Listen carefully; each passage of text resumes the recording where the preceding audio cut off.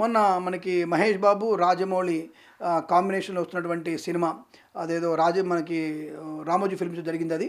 దాంట్లో ఆయన దేవుడంటే నమ్మకం లేదు అన్నటువంటి వ్యక్తి మాట్లాడుతూ మరి దేవుడి మీదనే సినిమాలు తీస్తున్నారు దానికి వారణాసి అని పేరు పెట్టారంటే సినిమాలు తీయడానికి భక్తికి తన మనస్సాక్షికి సంబంధం ఏం లేదు.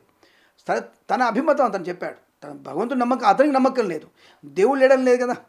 అతనికి నమ్మకం లేకపోవడం వేరు, దేవుడు అంటే నమ్మకపోవడం వేరు, దేవుడు లేడనడం వేరు.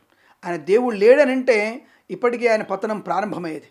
సో అతనికి నమ్మకం లేదు. సరే ఉన్నాడని మేము తండ్రి నమ్ముతాడు. తండ్రి బ్రహ్మాండటువంటి అతను తండ్రి విజయేంద్ర ప్రసాద్ గారు బ్రహ్మాండంగా దేవుడు భక్తి భావన ఇవన్నీ కూడా తప్పకుండా చూసుకునే వ్యక్తిత్వం అతనికి ఉంది. అటువంటి పుత్రుడికి మేబీ అతనికి ఇష్టం లేకపోవచ్చు. కీరవాణి గారు ఒక సందర్భంలో ఆయన సోదరుడు కీరవాణి గారు ఒక సందర్భంలో జీసస్ గురించి మాట్లాడాడు. ఆ టైంలో అతనికి ఏమనిపించలేదు. మరి వాళ్ళు పూజలు చేస్తూ అంటారు అంటే వారి అభిమతం వేరు, దేవుడు లేడనడం వేరు. కాబట్టి సూడో నాస్తికులు ఏం కాదు, వాళ్ళు నాస్తికులు కాదు, కానీ వాళ్ళకి కానీ అనుభూతి పొందుతున్నారు వాళ్ళు. అదే స్టేజ్ మీద ఆయన హనుమంతుడి నోట్లోంచి పేరు రాగానే ఆయన గొంతు తడబడింది. అంటే మనసులో ఒక రకమైనటువంటి భావోద్వేగాన్ని పొందుకున్నాడు. అక్కడ ఆయనకి వెనక ఆ హనుమంతుడే లేకుంటే రామాయణం అనే గాథ తీయడం అనేది ఎవరికైనా అసాధ్యం.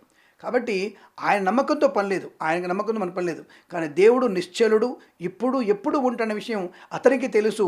కానీ అతని నమ్మకం ఏంటంటే నేను పని చేస్తే ప్రయోజనం ఉంటుందంటాడు. నువ్వు ప్రయోజనం కాదు, నీకు పని కల్పించడం, నీ బుద్ధిని వికసింపచేయడం భగవంతుడి బాధ్యత. ఆ భగవంతుడి బుద్ధి వికాసాన్ని నువ్వు ఎక్కడ ఎలా ఉండాలి, ఎలా మాట్లాడాలనేది ఆల్రెడీ ఆయన డైరెక్ట్ చేసి పెట్టాడు. ఆయన డైరెక్ట్ చేసిన దాంట్లో రాజమౌళి యాక్షన్ చేస్తున్నాడు తప్ప ఈయన యాక్షన్తో రాముడు యాక్షన్ చేయట్లేడు. కాబట్టి ఆ విషయాన్ని గమనించుకోండి. రాముడి పాత్రను డైరెక్షన్ ఇస్తున్నావు, రాముడిని కాదు అన్న విషయం. హనుమంతుడి పాత్రను డైరెక్ట్ చేస్తావు నువ్వు, హనుమంతుడు డైరెక్ట్ చేయలేవు. కాబట్టి నువ్వు భగవంతుడి డైరెక్షన్ నువ్వు ఉన్నావు, నేనేదో రాముడిని డైరెక్ట్ చేస్తున్నావు అనుకుంటున్నావు, అంత లేదు. కాబట్టి నీకు నమ్మకం లేకపోయినా అతని ద్వారా ఒక ప్రపంచానికి ఒక మంచి సినిమాని, ఒక మంచి వైవిధ్య భరితమైనటువంటి విషయాన్ని.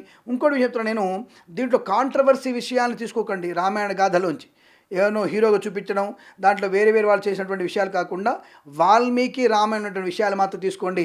కించిత్ తేడా వచ్చినా ఇప్పుడు ఊరుకునేటువంటి ధర్మ సంఘాలు ఎవరు లేరు. ఆ విషయాన్ని హెచ్చరికగా చెప్తున్నా నేను. నా ద్వారా విషయాన్ని గమనించుకోండి.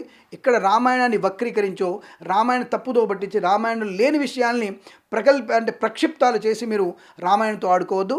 వాల్మీకి రామాయణ విషయాన్ని కథా సంగ్రహణం చేసి మీరు కథని మలుచుకోండి. తప్ప వక్రించి చూపించే ప్రయత్నం చేస్తే మాత్రం మీ సినిమా పూర్తి స్థాయిలో నాశనం అవడం ఖాయం. అది మహేష్ బాబు కానీ, లేకపోతే విజయేంద్ర ప్రసాద్ కానీ, ఆయన కుమార్ రాజమౌళి కానీ, కీరవాణి కానీ ఎవరైనా సరే రామాయణాన్ని వక్రీకరించే బుద్ధి ఉంటే మాత్రం ప్రమాదంలో పడతారు. ఇది ఫ్యాంటసీ సినిమా కాదు, ఇది బాగా గుర్తుపెట్టుకోండి.